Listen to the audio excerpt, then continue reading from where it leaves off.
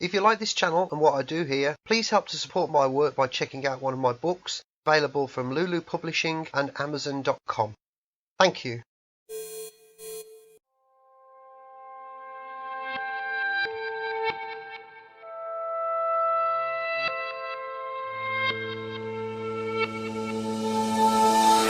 Hi folks, Carl James here from Electric Media Madness, joining me today for another review of Star Trek Discovery Season 3. This is Episode 6 called Scavengers. My review is going solo today. I'm not joined by Dan Ryan, he's enjoying his PlayStation 5 at the moment, so a bit of a quick review today. A bit of a delay with getting this video out as well. Somebody's been digging the road up outside my house, so the noise has affected things. So, interesting episode this one. Some strange things going on with Star Trek Discovery. I feel like this show is split between, there's moments where it feels like it's actually sort of wandering into, particularly with this episode anyway, wandering into familiar Star Trek territory, quite pleasant. But then on the other hand, you have CW Star Trek, which is going on with a lot of stuff now. Lots of emotions and feelings and crying in hallways and corridors and turbo lifts and all that kind of thing. And it really doesn't do a service to the characters such as they are with Star Trek Discovery. But you get a split feeling with Scavengers, which is... I am going to do a bit of a review of the episode in a second, just going to go through the plot first. But it's a mixed bag. You have two stories going on here, really. You have the Discovery has been sort of retrofitted. It's got new technology now and detachable nacelles. The crews get the comm badges, which are also personal tricorders and personal transporters, that sort of thing. Bit of an upgrade on what was basically just a badge before. More familiar territory with Star Trek Next Generation with the comm badges and that kind of thing. But so that's the onboard Discovery plot of this episode. Lots of things to do with Lady Adira, who we'll come to in a moment. Lady Adira, as Londo might say. Stamets, Tilly, that kind of thing. But the other plot of the episode, which I found a little bit more enjoyable, is a separate story with Michael Burnham and the return of Book. But let's just go through a little bit of the story here. We have Book's ship turning up at Federation headquarters, and it's being, well, it appears that it's being piloted by Book's cat. It's not, it's been set on an autopilot. There's a message, a holographic message from Book saying that he's been to check out this colony. He thinks he's got hold of a black box for a starship, which might give information as to how the burn actually started, specifically where it might have originated. And also Michael Burnham theorises at this point that the burn didn't happen all at once, that it may have had a point of origin, and this is what this black box is going to help them to find out. Book clearly has been withheld at this planet where he's gone to find this black box. So Michael Burnham says to Saru, we need to go and get this black box, but we also need to go and rescue Book. She wants to go off on this mission, but she wants Discovery to go, but Saru says no, because they've been assigned a different mission by Starfleet. So Burnham blatantly disobeys orders, as the character generally tends to do in Discovery anyway. There'd been a bit of a different feel here in this season, where Burnham was more sort of loyal to the ideals of Starfleet and the Federation, such as they are in this show, again, as I always tend to say these days with these reviews.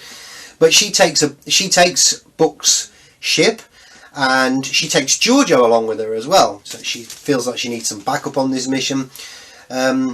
Giorgio, meanwhile, has been acting a bit weird since her interview, shall we say, with the guy with the glasses in the previous episode, who I didn't realise at the time was actually the Hollywood impresario David Cronenberg. I know he has done some acting stuff, but largely he's generally known for sort of directing, producing, screenwriting, that sort of thing. But he played the guy with the glasses in the previous episodes. I didn't realise that at the time, otherwise I would have mentioned it in the review. But since her encounter with this chap, she's having these strange visions of her life during when she lived in the Terran universe, the kind of things that she got up to and that, and it clearly seems to be traumatising her in some way. But it's kind of just touched upon here, and then there's nothing more, but it's touched upon later in the episode, but we'll come to that. So Burnham leaves Book's cat behind, plonks it in Tilly's quarters, and leaves her to look after it, basically. They arrive at the planet where Book has now been taken prisoner, as we find out. He's like a slave, a forced labourer, at this trading settlement. we at this point in the episode, we're kind of flitting backwards and forwards between stuff that's going on Discovery and stuff that's going on the planet. So back on Discovery, we see Lady Adira talking to her boyfriend Vision type thing.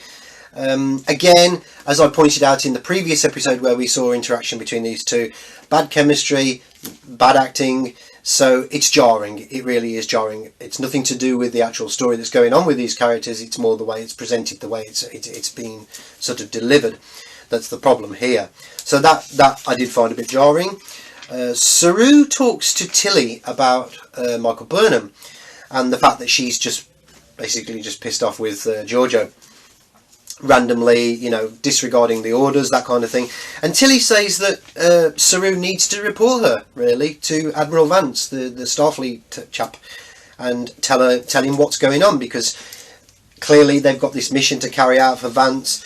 Saru does ultimately confront Vance about it and tells him that Burnham's just cleared off what she's trying to do, and Vance sends Discovery to the an encounter with the Emerald Chain, which is the Andorians and the Orions, I believe, from unless I'm mixing that up, but there's a world to do with the Emerald Chain anyway. I thought at this point in time that this was actually him saying, you know, go off and rescue Burnham or back her up and all that kind of thing, but that doesn't actually happen in the episode. So that was a bit of a weird sort of plot thread that never really went anywhere at that point in time. So we go back to Burnham and Giorgio. They've now found the colony. They find Book, and Book is a labourer there, as I say, and they're like trying to make out they've come there to trade and buy things. They say they've got some dilithium and all that kind of thing, which is what gets them in there. And Giorgio's being sort of very pompous and saying, I'm in charge, and she calls like Michael Burnham a servant. Anyway, they manage to lead this revolt, which is led by Book of the workers to get them out. Burnham and Giorgio eventually get found out by the Orions, and they get detained, taken into this office. And as this is going on, there's all these alarms go off, which is, I think it's like a shift changeover or something like that. But previous to that, they'd got this drone that was following them around, Giorgio and Burnham Burnham basically just smacks the drone with a piece of titanium or something like that, which smashes it across the floor, sets the alarms off, which is what ultimately got them found out. So the alarms are going off, and the workers are revolting, and Book's trying to get them all out, and Giorgio and Burnham take advantage of the alarms going off, so they start a fight in the office.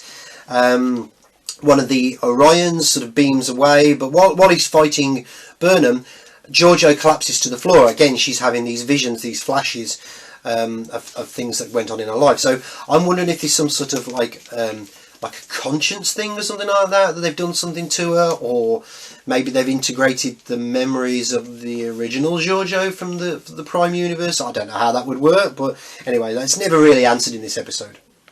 So the Orion man beams away. They get the controller from him for the perimeter security network around the settlement so that Book and the workers can get out.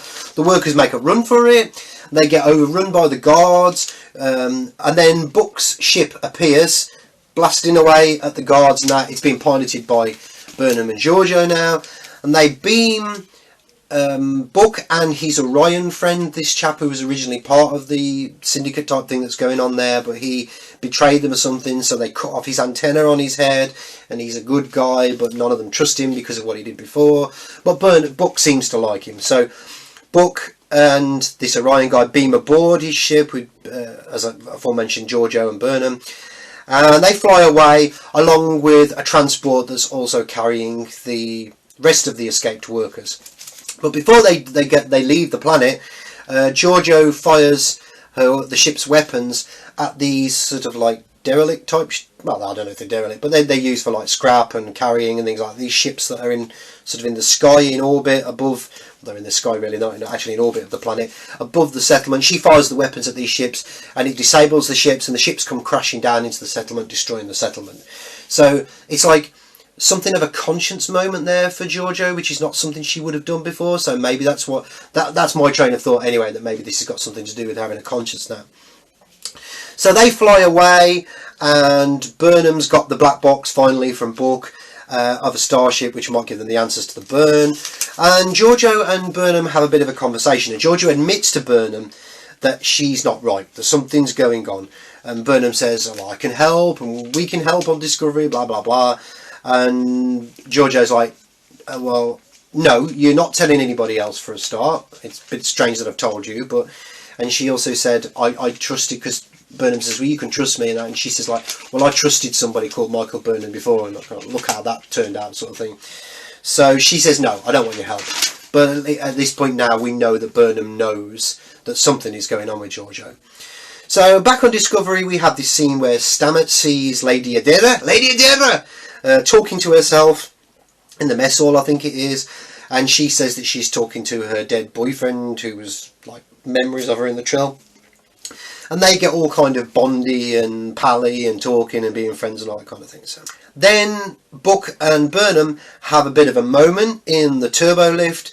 They're about to kiss. It gets interrupted by them beaming in of reptile man crewman type, whose name I cannot remember. The guy who sneezed all over sort of the character at the beginning of season 2. There's a lot of that going on in this episode, by the way. Reptile crewman keeps beaming in and out all over the place. I'll come to that with the humour aspect in a moment, because they're trying so hard with this episode and failing miserably. So he beams away out of the turbo lift, and then Book and Burnham have a proper on-screen kiss. They've got some chemistry going on. So we go back to Stamets, who's talking to his the doctor, his boyfriend, Dr. Chappie, whose name I can never remember. Again, it's terrible with this show that I can't remember half the characters' names. And Stamets is saying that Lady Adira is brilliant.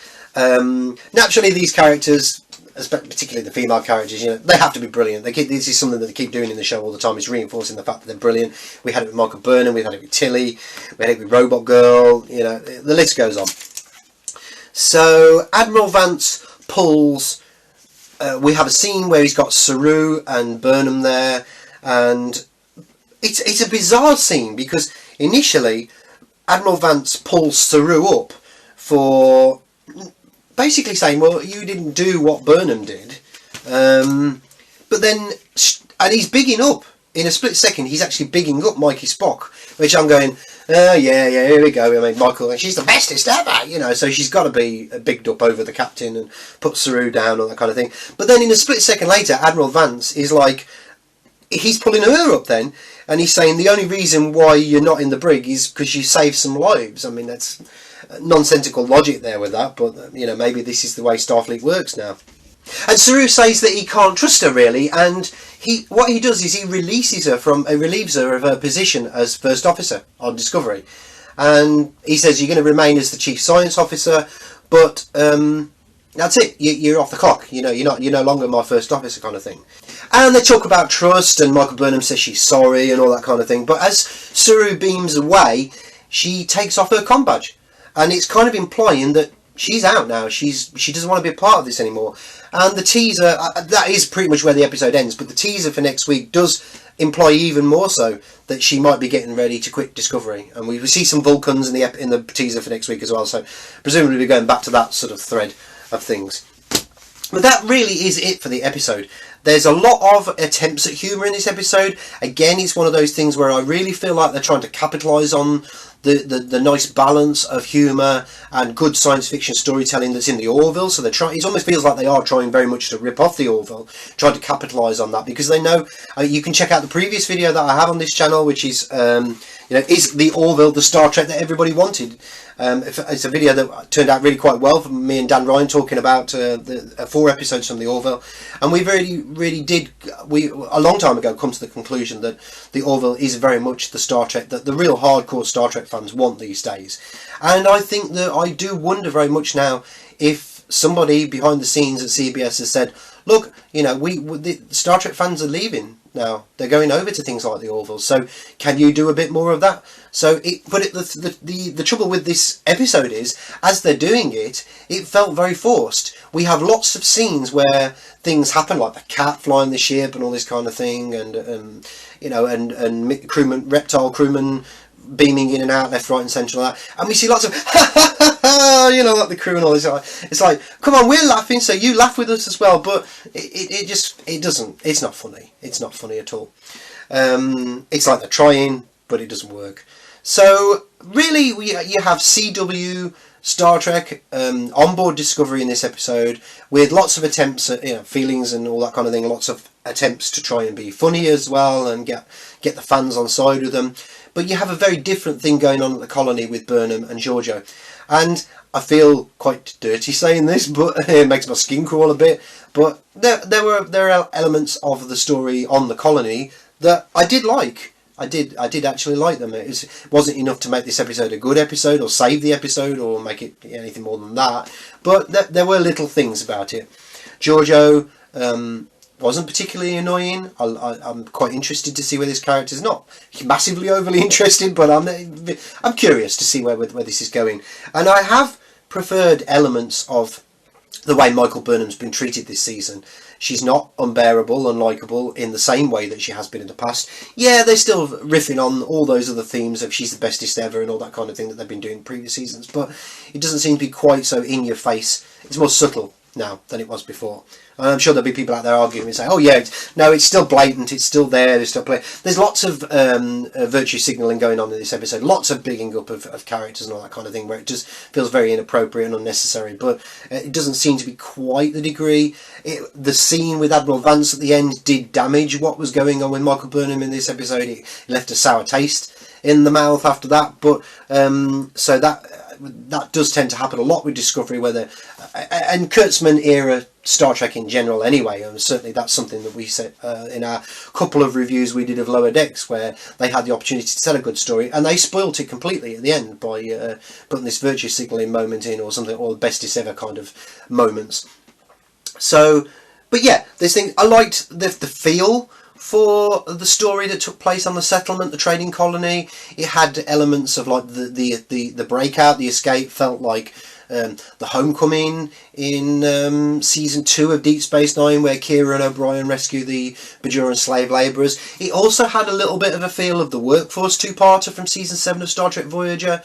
Yeah, it's that kind of sort of grungy, industrial, dirty world sort of thing, and the trading that's going on and people being taken as slaves and to provide a workforce and all that kind of thing. So yeah, it's understandable that people might draw comparisons with those episodes from previous years of Star Trek, and I did feel that myself as well.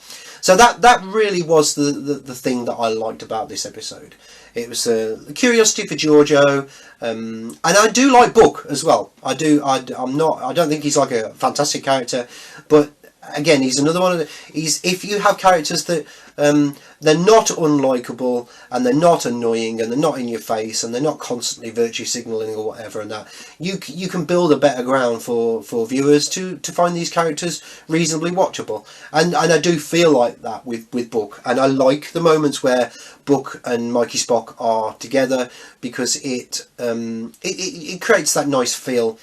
And I think, is it a tonic for what we're seeing going on with the rest of the cast crew on Discovery, with that being so annoying, that being so blatantly CW Star Trek, that almost like Burnham rebelling against that works, that Burnham's rebelliousness actually works in the favour of Star Trek Discovery, believe it or not. That sounds like a bizarre point to make, but it actually does at this moment in time, because a lot of these crew members are now so insufferable on Discovery, and the writing and these attempts to sort of contrive moments is so forced that it's nice to have these little things going on that don't feel like we're just being blindsided by it all. Star Trek Discovery is a wonderful universe, and it's not. And having Michael Burnham, we're not going to see Michael Burnham rebelling against the crew of Discovery and against her friends and all that kind of thing, But certainly there's a rebelliousness of something going on, and it serves the purpose of this episode. It gives that little things, those little moments, actually does something to the advantage of this episode. It doesn't make it fantastic, it doesn't really make it all that great, but it does do, it is a benefit. So for that reason, I'm going to give this episode 3 out of 10, which I think is my highest rating so far for an episode of season 3. Probably is my highest rating for a Star Trek Discovery episode, pretty much, I think, so far. So it's got those moments. I'm interested to see where this goes. I hate saying that, because when I reviewed Star Trek Picard, I did say, I'm interested to see where this goes. There's a kernel of something interesting here, and then they just completely trashed it and ruined any potential for something good there. I imagine that they almost certainly will do that here. But for now, for this moment in time, it did give that little bit of salvageability to this episode. So that's where I stand with that one for now. So that's really all I want to say about this episode for today. I'm sure there'll be plenty of other things that other people out there will have to say about it, but that's really all I want to sort of add to the conversation at this moment in time. So for now, I'll say thank you very much for watching this video. I hope you enjoyed it, and I'll see you again very, very soon. Take care for now. Bye-bye.